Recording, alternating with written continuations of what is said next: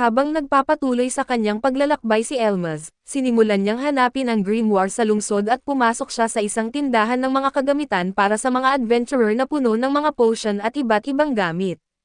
Bumili siya ng 3 healing potion na nagkakahalaga ng 72,000 gold coins, na mas mahal kumpara sa presyo nito sa laro, at habang naroon, tinanong niya ang tindera kung saan maaaring bumili ng mga grimoire dahil wala pa siyang nakikitang tindahang nagbebenta ng mga ito.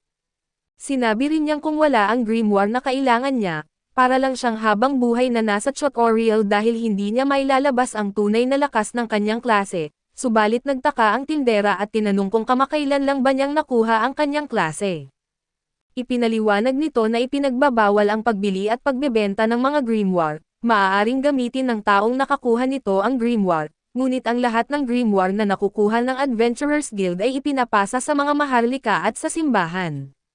Dahil dito ay labis na nadismaya si Elmas at alam niyang napakahirap makakuha ng grimoire, kaya normal lamang na may mga taong gustong ibenta ang mga ito. Sa laro ay mahalaga rin ang mga maharlika, kaso sa mundong ito ay naging mas sakim pa sila dahil ipinagbawal nila ang bentahan ng mga grimoire. Dahil dito ay malamang na ang pamilya Edbuck ang kumokontrol sa karamihan ng mga bihirang grimoire, kaya halos imposible nang makakuha siya ng isa, at naawa ang tindera kay Elmas. Kaya lihim nitong ibinigay ang lokasyon ng isang tindahang nagbebenta ng mga gamit na nakukuha mula sa mga bangkay ng mga adventurer.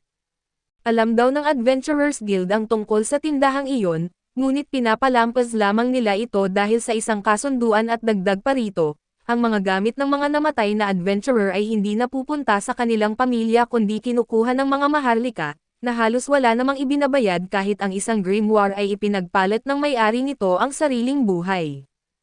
Nandidiri si Elmas nang marinig iyon, at bago siya umalis, nakiusap ang tindera na huwag niyang sabihin kahit kanino ang tungkol sa impormasyong ibinigay nito, at dahil dito, mas lalo pang nagpasya si Elmas na huwag ipaalam sa iba na isa siyang maharlika. Matapos libutin ang buong lungsod ay narating niya ang naturang tindahan. Pagpasok pa lamang niya ay sinalubong siya ng makapal at nakakasilaw na usok, ngunit nang tumingin siya sa paligid, nakumpirma niyang maraming grimoire ang naroon. Biglang lumitaw ang isang matandang babae at pinayuhan siyang umalis. Sinabi nitong ang tindahan ng mga sirang grimoire ay hindi para sa mga baguhan tulad niya, gayunpaman ay pinayagan pa rin siya nitong tumingin sa mga paninda.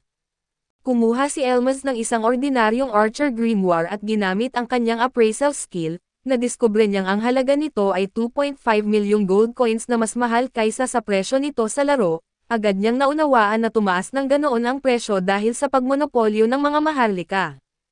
Iginiit naman ng matandang babae na ibinebenta niya iyon sa halagang 3 milyong gold coins, na lalo pang ikinagulat ni Elmas, at ipinaliwanag ng matanda na ganoon kamahal ang presyo dahil napakapanganib ng paraan ng pagkuha sa mga grimoire. Naisip ni Elmas na baka pwede niyang ibenta ang kanyang demonic shield, kaso duda siyang sapat pa rin iyon upang mabili ang napakabihirang grimoire na kailangan niya, at matapos niyang suriin ang halos lahat ng grimoire, sa wakas ay nakita niya ang hinahanap niyang grimoire na pinakamahalaga para sa kanyang klase. Excited siyang lumapit sa matandang babae at tinanong ang presyo nito, ngunit sinabi ng matanda na nagkakahalaga ito ng 50 milyong gold coins, dahilan para tuluyang mabigla si Elmas at wala na siyang nagawa kundi hilingin sa matanda na itabi muna ang grimoire hanggang sa makabalik siya dala ang kinakailangang pera. Pumayag naman ang matanda, kaso sinabi nitong magdadagdag pa siya ng 5 milyong gold coins bilang bayad sa pagpapareserba. Talagang negosyo ang nasa isip ng matandang iyon, at pagbalik sa kalsada, iniisip ni Elmas kung paano siya makakakuha ng ganoong kalaking halaga. Halos 60 beses itong mas malaki kaysa sa kinita niya sa misyon laban sa head monster. Nabanggit din niya na ang Latent Madness Fang ay hinahanap lamang ng mga Heavy Knight at ng mga taong adik sa labanang hanggang kamatayan, dahil napakabihira nito ay napakataas din ng presyo nito.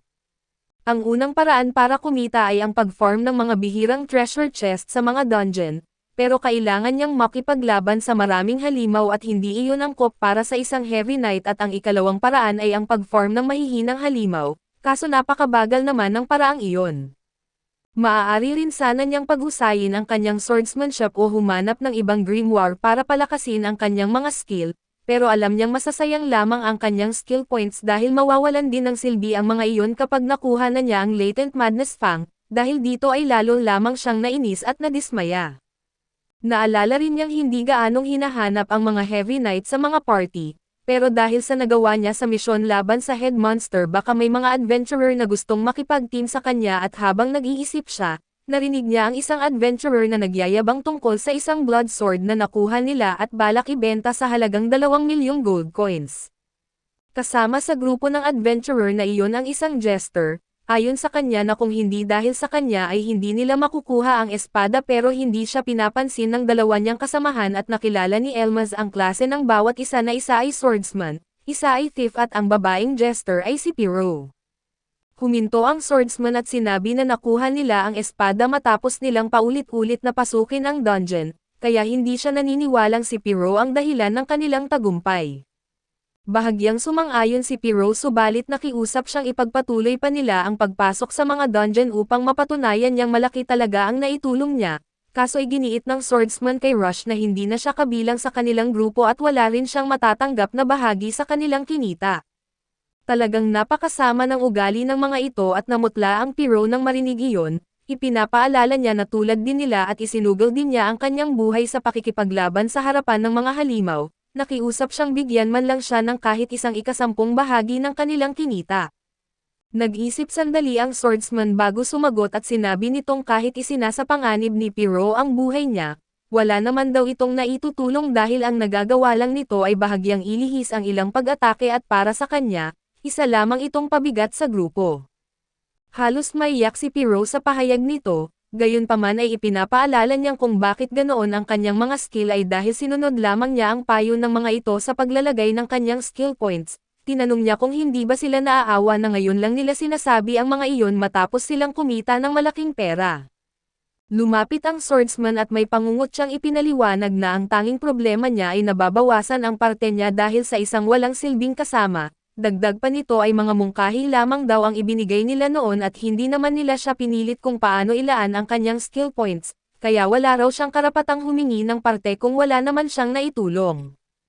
Tahimik na nakikinig si Elmas sa kanilang usapan at naisip niyang ang ganitong sitwasyon ay pangkaraniwan lamang sa Magic War, kahit tama ang paglalagay ng skill points para suportahan ang grupo na kapag nagbago ang sitwasyon o ang komposisyon ng party, maaaring mawalan ng silbi ang dating build.